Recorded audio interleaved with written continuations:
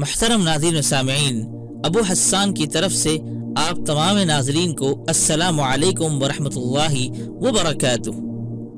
حضرت عبداللہ بن عمر رضی اللہ تعالی عنہ کا بیان ہے کہ میں نے حضرت صلی اللہ علیہ وآلہ وسلم کو فرماتے ہوئے سنا کہ آپ صلی اللہ علیہ وآلہ وسلم نے پہلی امت کے 3 مسافروں کا ایک واقعہ بیان فرمایا کہ سفر کرتے ہوئے انہیں ایک غار میں پناہ لینی پڑی۔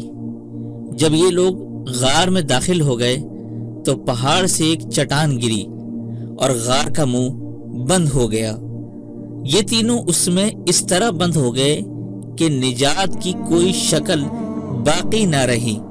چنانچہ ان تینوں نے یہ طے کیا کہ چھٹکارے کی اس کے سوا کوئی صورت نہیں کہ ہم اپنے نیک اعمال کا واسطہ دے کر اللہ تعالی سے دعا کریں۔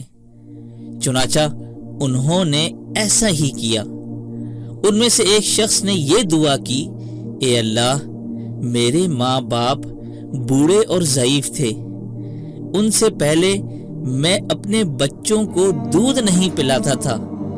ایک دن چارے کی تلاش میں نکل گیا، شام کو واپسی میں اتنی دیر ہو گئی کہ والدین سو گئے۔ میں نے دودھ نکالا اور لے کر ان کی خدمت میں حاضر ہوا تو والدین کو سوتا پایا۔ میں نے مناسب جانا کہ ان کو بے آرام نہ کروں اور نہ ہی ان سے پہلے بیوی بچوں کو دودھ پلانا اچھا خیال کیا۔ چنانچہ دودھ کا پیالہ لے کر کھڑا رہا کہ جوں ہی یہ بیدار ہوں فوراً انہیں دودھ پلا دوں، حتیٰ کہ انتظار میں صبح ہو گئی۔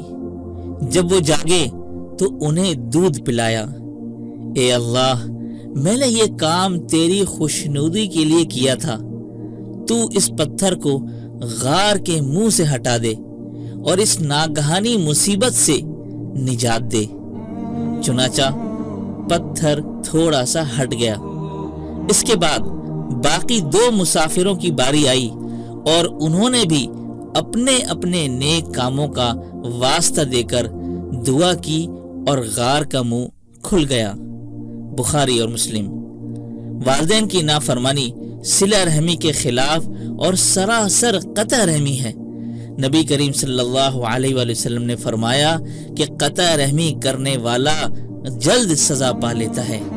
تو اللہ تعالیٰ مجھے اور آپ کو اپنے ماں باپ کی خوب ان کی حیات میں خدمت کرنے کی توفیق نصیب فرمائے۔ آمین ثم آمین۔